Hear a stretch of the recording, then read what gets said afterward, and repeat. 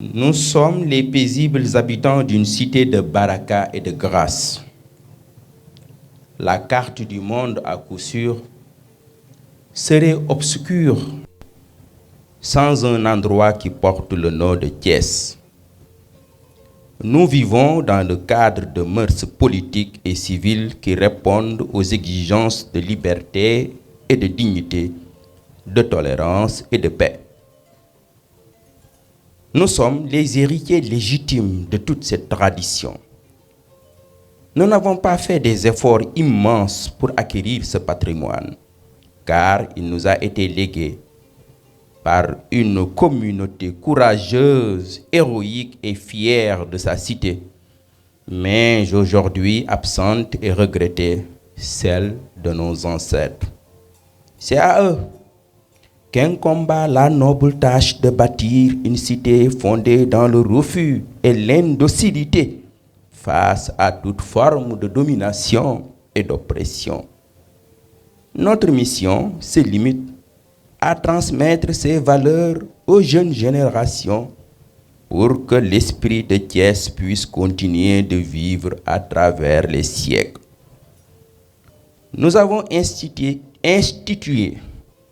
cette cérémonie pour rendre hommage aux hommes et femmes qui ont servi notre cité dans l'amour et la loyauté. La médaille de la dignité, créée par notre conseil municipal, célèbre chaque année les distingués services rendus à Thiès. Nous louons le dévouement, l'engagement et le patriotisme de ceux qui se distinguent bravement dans l'effort de construction de la cité du rail. Elle permet de célébrer aussi les valeurs fondatrices de notre ville, la justice et la paix, la dignité et la liberté.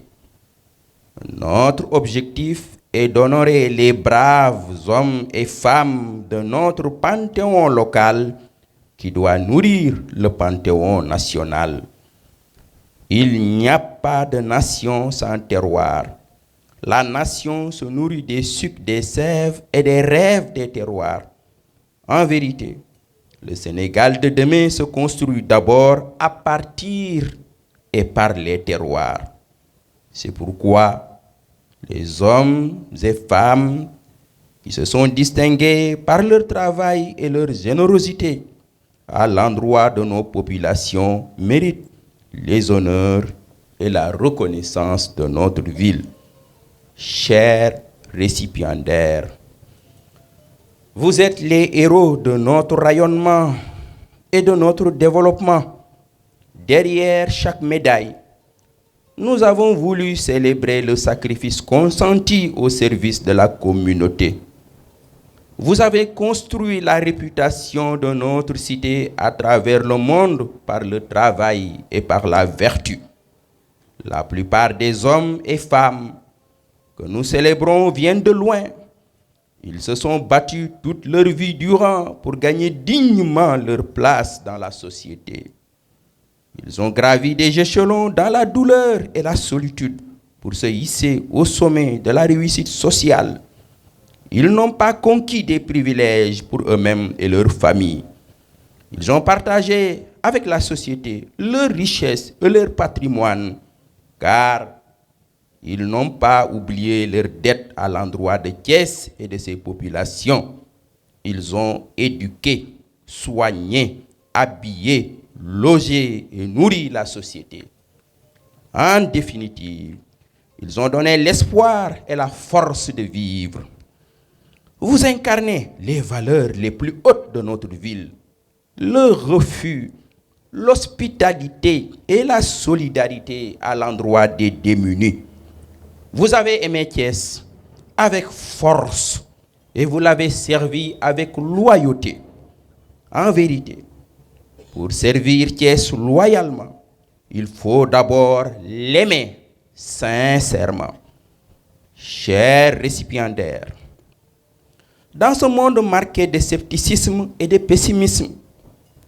nous vous offrons un exemple à notre jeunesse. Les villes et les nations qui ont un avenir sont celles qui montrent des modèles de vie à leurs enfants pour les engager dans la voie du travail et de la vertu. Vous devez continuer d'inspirer les générations actuelles et futures afin que notre cité et notre nation poursuivent leur rayonnement en Afrique et dans le monde. Chers, vénérables serviteurs de notre cité, entrez ici comme des bienheureux dans le livre de l'histoire des grands hommes et des grandes femmes de Thiès avec vos bienveillantes servitudes. Je vous remercie de votre attention. L'émotion qui m'étreint d'être honoré aujourd'hui par le maire et par toute l'équipe municipale et par conséquent par toutes les populations de la ville de Thiès. suma xol sedd na waaye nekkul ndam ci man maire bi daf ma joxoñ fi ma war a jublu. C'est une motivation pour que mon engagement se fasse encore plus manifeste et plus efficace au service des populations en général, même si je ne suis plus de Thiès, mais c'est l'Église qui est partout et je suis l'archevêque. Donc je ne ménagerai aucun effort pour que, avec les autorités ecclésiastiques de Thiès, ce que l'Église a commencé, elle puisse le porter toujours en avant au service et au bénéfice des populations thiessoises sans distinction de religion. Merci beaucoup, monsieur le maire. Merci de votre attention et de votre hommage. Je me rappelle aussi votre engagement très généreux au service des populations. Que Dieu vous accompagne dans votre fonction. Merci beaucoup. Seigneur responsable, l'ancien Premier ministre, ancien président du conseil départemental de Thiès, ancien maire de la ville de Thiès, le président Idrissa Seck. muy ak kàddu nuyu ak kàddu ziar yu mu wax ni naa ko yëkkati jébbal ko mbooloo mi yëpp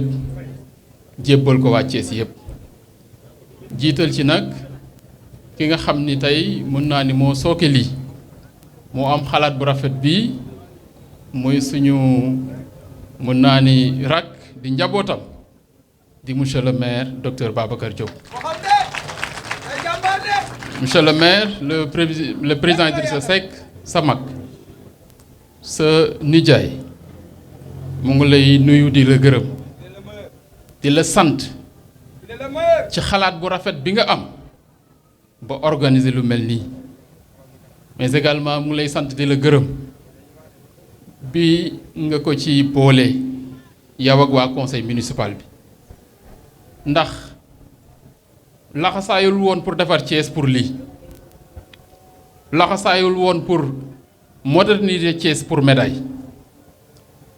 li mu def Thiès doomu Thiès mën naa ni la ko doon defal doomu Thiès la bëggoon a siggil doomu Thiès la bëggoon a honorer mais également li nga xam ni Thiès jox na ko ko la bëggoon a dollee Thiès ndax Thiès defal na ko lu nekk ba tax na li mu doon wax rek ba mu nekkee xale di dox ci mbeddu Thiès di dégg ñu naan maam Ousmane Ngom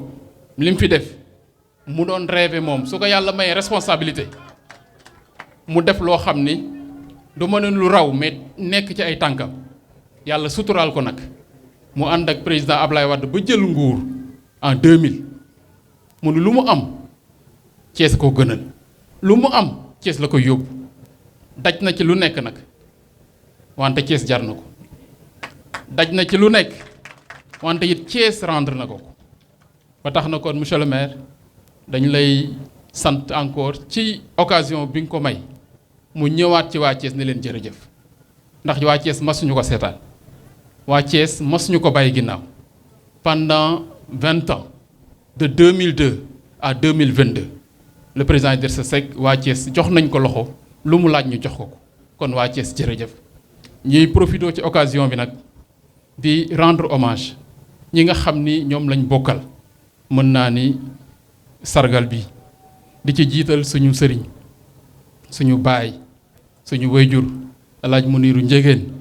xalif kër maam alaaji yi nga xam ni suñu baay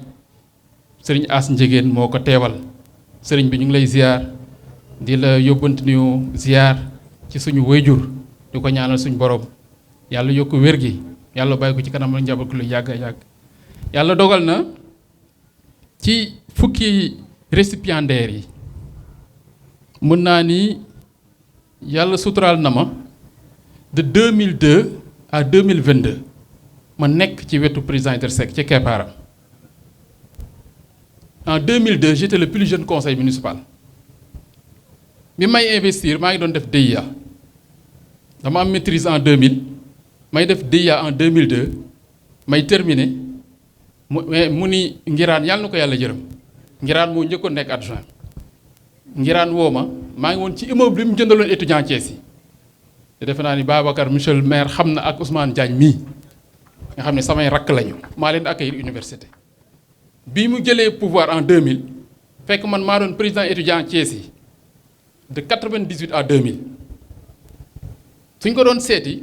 problème bi étudiants yi amoon mooy fu ñuy dëkk ndax ñun waa Thiès mën naa ne ay kaw-kaw lañ Dakar ñu bëri amuñu fa ay mbokk ñu am problème mu hébergement suñ doon dem man yàlla suturaal na ma peut-être professeur Souleymane Bachir ma koy rendre hommage ndax man bi may def terminal laa ko njëkk a dajeel ak moom université kii lycée Charles Thioréré fekk man nekkoon président commission littérature philosophie bu lycée Malick Sy donc man de université première ba quatrième année mosuma def octobre sax juillet rek laay mos a jàll kon damay am bourse am néeg man aw ma problème boobu te maa doon président étudiant Thiès yi su ma demee ci Idrissa lu ma koy wax mooy étudiants yi te man am naa bourse am naa néeg mais ma ne ko ñi ne sama ginnaaw amuñu néeg amuñu bourse mu ni ma nan lay def ndeke loolu jàpp na ko ci xel mi alternance dafa am rek mu woo ma ni ma doon nga ma wax problème mu étudiants yi ndax su dee ticket daf ñuy jox ñu dem jënd ay ticket 10 000 ticket lañ doon jox 10 000 ticket ñu distribuer ko étudiants yi mu ni ma li nga ma doon wax ci affaire u néeg yi Pape Diop maire de Dakar temps yooyu mu ngi Soumex société pêche bi mu amoon Soumbédioune Pape Diop mu ni ma am na ñaari immeuble demal ci Pape Diop mu wan la ñaari immeuble yi nga xool bu la ci neex ma jëndal ko étudiant Thiès ñu dem Liberté 6 ñu ni président jëndal ñu Liberté 6 ba léegi étudiant Thiès yi ay génération ñoo jaar immeuble étudiant Idrissa Seck bi Liberté 6 ba tey nekk ay ingénieur lu nekk jaar na fa pour vous dire attachement wu Idrissa Seck ci Thiès waa mais aussi surtout ci jeunesse bi nag man loolu la ma yàlla suturaale ak moom. di nuyu monsieur le maire Babacar Diop ne kàddu yi mu jërumay gudd ndax day nag ci weeru koor te jotaay bi yàgg na waaye ñu ko sant bu baax sëriñ monsieur le maire Babacar Diop li nga def am na solo lool lu rafet la waaye li ma gën a jàpp rek man ci jotaay bi yëpp da nga wax lu am solo mooy livre bi ki ciy dugal du nekk ay pexe du nekk yaa ma neex da ngay jëf-jëf ju rëy ñu dugal la ci loolu nag kon soññee la ci mboolem koo xam ne nii fekk nga dangay teewe jataay bii nekk ci biir dëkk bi nga góorgóorlu ba lu mel nii nga mën cee bokk loolu kay mën laa ci gën a jàpp ci discours monsieur le maire Serigne Saliou Touré li nga ko defal monsieur le maire da nga ko defal Sénégal gépp dafa ko Thiès dafa ko yoon murit waaye dafa islam yëpp ko defal ndax lii nga ko defal tey lu ko waaye defal na la ko defal na lu ne ci àddina sonn na ci ko ne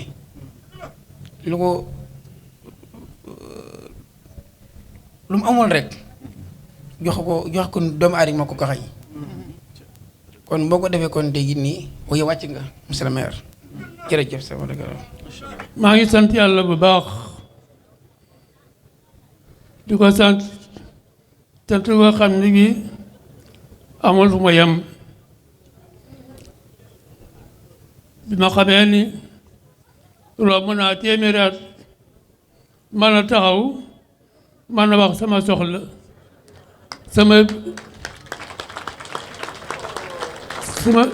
samay bët leeratul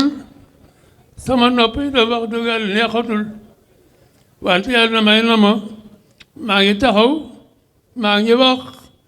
wax sama soxla te itam maa ngi koy jaamu cérémonie bii yoo xam ne maire Thiès moo ko organisé ak monsieur le maire teraanga la joo xam ne ji yombul dafa woo waa Thiès ñu ay serviteuru Thiès di leen defal teraanga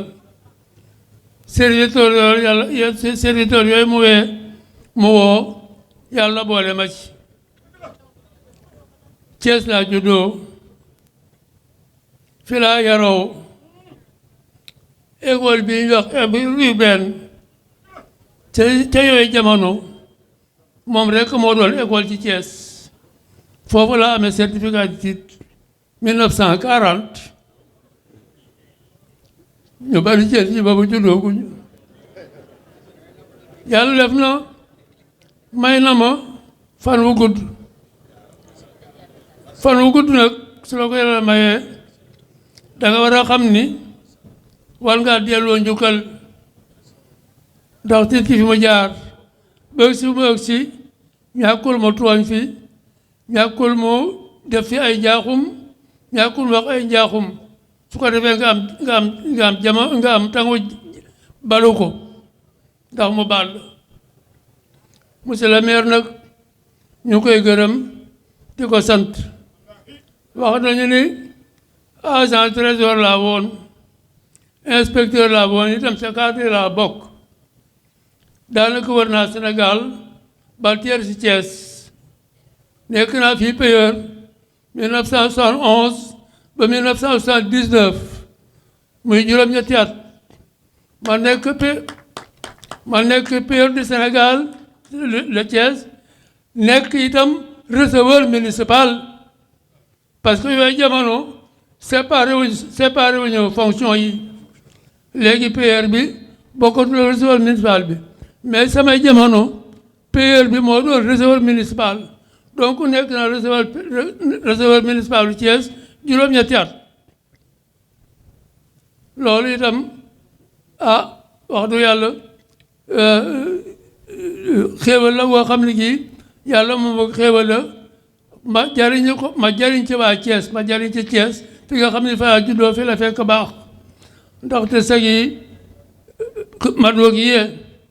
sama ndey nga fa sama baay nga fa sama juróom ñoo bokkal ndey baay nga fa sama ñeent doom nga fa kon nag kenn gënu maa dëkk Thiès kon nag maa ngi gërëm daal di sant yàlla manuma lu dul gërëm monsieur le maire ci teraanga ji ñu defal ndaxte kat wax dëgg yàlla xamatuma daal lu may wax yéen baal ma wax monsieur le maire ñu lay gërëm di la sant di la ñaanal yàlla nga gën a taxawu Thiès gis nañu sa liggéey gis nañu ko. Docteur Babacar Diop tey am naa mbégte bu yaatu tey kontaan naa trop ma leen di gërëm di leen sant. Je voudrais donc exprimer vraiment aujourd'hui ma profonde gratitude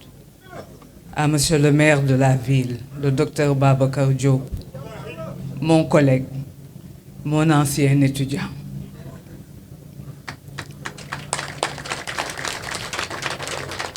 Je voudrais remercier le conseil municipal de Thiès, eux qui m'ont vraiment décerné cette médaille. Je prends toute la mesure de l'honneur qui m'est fait aujourd'hui et je vous en remercie très sincèrement. Yàlla daf ma may fii ci Thiès lu mu mayul kenn. Dama ñëw Thiès ñu ne ancien professeur u évêque u Thiès moo fi recteur. Ñu teg ci diir maire bi ñëw ñu ne ancien professeur u maire bi mooy recteur u Thiès loolu yàlla man rek la ko fi may. Je voudrais également adresser mes remerciements à toutes celles et à tous ceux qui ont tenu à être présents à mes côtés pour partager ce moment. Ils sont à côté de moi. Je remercie chaleureusement ma famille, dont la délégation est présidée par le professeur Souleymane Bachir Diagne, et mon esclave Madame Ndiaye. Né le 3 septembre 1944, M. Abdoulaye Diaw, mon père, était un homme profondément attaché à son pays, le Sénégal, un homme fier de ses racines. Pour son pays, M. Abdoulaye Diaw a œuvré pour la reconnaissance dans le travail et le respect d'autrui. Le parcours de M. Abdoulaye Diaw est une inspiration pour la nouvelle génération d'entrepreneurs africains. Il a cru en son pays, en son potentiel et en la force des hommes et des femmes, et ceci de sa naissance jusqu'à la fin de sa vie. M. Abdoulaye Diaw aimait et prônait la rigueur dans le travail, le respect de la dignité humaine, la foi en Allah, l'importance de toujours rester debout et avoir des valeurs fortes. Aujourd'hui, nous, sa famille, ses frères, ses amis, ses collaborateurs, nous sommes fiers d'être là et honorer sa mémoire. En tant que famille Diaw, pour la ville de Thiès, nous sommes fiers. Merci beaucoup. def nga lu rëy monsieur le maire te nag suñu amee njëgeen dafa wax ni alaaji am njëgeen dani jotoo ko dara la ca kanam mooy raw kon loolu mu wax yàlla na ko suñu borom dëggal ku def lu rëy rek kay am lu rëy ñoo ngi lay nuyu bu baax ci jëf ji nga def jëf ji nag monsieur le maire da nga ko defal Sénégal gépp ndax moom parent au service de la nation la kuy Sénégalais moom parent jëf na ci yow jëf na sa mbokk kon lii koy honoré vous avez honoré tout le Sénégal bi ci des mooy vous avez honoré toutes les confréries diine ci l'islam ci dëkk bi ci réew mi lii nga def ñoom ñëpp moo defal boo demee Touba honoré nañu Djibi Diagne moom parent nga dem Tivaouane honoré nañu Djibi Diagne moom parent nga dem Nimjaat honoré nañu Djibi Diagne moom parent nga dem Ndiassane honoré nañ ko nga dem Kaolack honoré nañ ko kon yow lii nga def képp ku naa ashhadu an laa ilaaha illallah wahdahu laa shariika lahu moom nga ko defal. moom père Pape Alé Diagne ndax mooy fi moom parent fi mu ne mooy suñu Mbàppe bu fii kii Adja Ndeye xool ba moom parent yi soo ko ñëw Thiès ñoo nekkandoo woon ba muy miti Adja waxool mii ba muy miti moom parent nekkoon li mu xam ci moom parent ñun ñii doom sax xamuñu ko ci moom moo ko dalal fii ci Thiès kon Adja yaan sañ borom fay ci loolu di nuyu nag honorable maire monsieur Ndoye Bane monsieur le maire lii nga def day kii nekk sa kanam xolam weesu na lii nga def ci moom parent xolam weesu na lii nga def ci moom parent te nag fee mu nekk ci Pire day lépp luy honoré moom parent suba ngoon El Hadj Ndoye Bane mi mu ngi ci te lii moo wax mooy dëgg ni ngeen déwén dana ko def te la mu tuddee moom parent ci Pire ku dem Pire gis nga ko teg ci sa loxo Pire nag xam nga Thiès defar nañu leen moom parent waaye moom parent defar na lu leen Thiès moom parent léppam jox na ko Thiès kon lii mérite la ci moom Pire gee mu nekk def na fa rajo boo xam ne ni fi mu ne communautaire tund xaali am na faal gépp ñu ngi suivre ñu def mu Yaagay FM mu nekk nag investissement bu am solo boo xam ñëpp ñu ci jariñu boo demee Pire jàkka ya honoré nañu Alaaji Ndoumbane parent jàkk yi Pire yëpp 60 villages bu ci nekk sonorisation moom parent moo ko joxe 60 villages 60 mosquées et plus moom parent moo joxe rajo ya kon loolu nekk na loo xam ne lu rëy la ci ñu waa Pire boo demee Pire lu ñëpp bokk muy sëg ya 1 kilomètre bu cher moom parent moo ko réel boppam tracé ko muré ko ngir waa Pire gépp def ba am benn buntu def na ko ci Pire gee poste de santé yi moom parent moo fa gën éducation yi moom parent moo fa gën lépp loo xam daal mu ngi ñoŋal doomu aadama moom parent moo ci gën. daara yi nekk ci Pire yépp moom parent taxaw na fa taxawaay boo xam ne nii tey lii ñu def ñoom ñëpp lañu ko defal. étudiants yi ak ñëpp moom daal moom parent daal mooy lépp. universel la kon lii yàlla na ko jig te nag ay mbokkam yëpp ñëw nañu ay goroom ñëw nañu ñoom Sidi Be ñëpp ngi fi ak ñi ma mën a ñi ma lim ak ñu ak ñi ma mën a lim ak ñeneen ñëpp. dafa am nag lu wolof wax moom parent di ko wax mooy géwél ku mu fa bàyyi baaxoo loolu tax maa ngi jégalu ñii doon tagg moom parent léegi dañ koo gis ci moom mu dëgg ci ñoom te yàlla rek tax ñu koy wax te mu am ku def dégg ku deful doo dégg celui qui fait entend celui qui ne fait rien n'entend rien. Très bien kon maa ngi jégalu waa koñu Thiès cité Ablaye cité Ousmane Ngom ak waa Somme ak turandoo yi mu am moom daal c'est un tout moom par daal c'est un tout tey kuy lim li muy def fi ngay fanaan fi ngay yendu ay doomam ay mbokkam ñëpp Alaaji Ami Jaañ mii di taawam ak Alaaji Modou Jaañ seen taxawaay ak seen rakk yëpp ñu leen sant leen gërëm mais nag dafa am daw sama yaram mooy moom parent day wax nañu action yi def ci Thiès yëpp mais na leen leer mi ngi koy def il était accompagné d'une brave femme d'une grande dame à jamais égalée mooy Adja Marème Faye. Adja Marème Faye yàlla na ko sañ borom yërëm moo nekkoon fii ak moom parent di yëg ak daanu fii très engagé dans la cause de mon parent très poli aussi loolu tax tey sama xel mépp dafa dem ci moom mën naa fekk lii waaye loolu la yàlla dogal waa Jali moom li mu woy moom parent àdduna bépp seede nañ ko te nag nee na ko woyuma la ci baay woyuma la ci ndey sa jëf laa ko woy. docteur mais ku dugg Thiès wallaahi di nga kontaan maanaam fi mu toll nii amatul kenn kuy dëkk Thiès te amatoo fierté ci dëkk Thiès ndax am na ay jamono itam mus naa cee def reportage amuñu ma ci mere boo mësaan a dugg à l'entrée de la ville de Thiès day lëndëm këris waaye Thiès tey bu nekkee une ville de lumière koñ boo dem mu leer naññ nit ñi di fa bëggee di kontaan bu 4 avril jotee toutes les régions du Sénégal di wane ay vidéo wu Thiès c'est grâce à docteur Babacar Diop. man nag dama koy wax tout le temps man dama arrêté politique yàgg na mais maa ngi ñaan monsieur le maire tant que yaa ngi fi nekk di bëgg yàlla na ngay am tout le temps parce que itam nag ku soxorul wax ko ku bëgg Thiès daf laa war a jàppale képp koo xam ne bëgg na Thiès gën a avancé daf laa war a jàppale parce que li nga def Thiès boo fi yàggee Thiès waxuma la dara mais beneen affaire lay doon kon nag sant nañ la gërëm nañ la mënu ma woon a bañ a ñëw parce que dama war a dellu Dakar ca quartier général ba waaye daal xam naa ne fi mu toll nii moom challenge bi mooy moi au moins j'aime monsieur le maire docteur Babacar Diop. jërëjëf.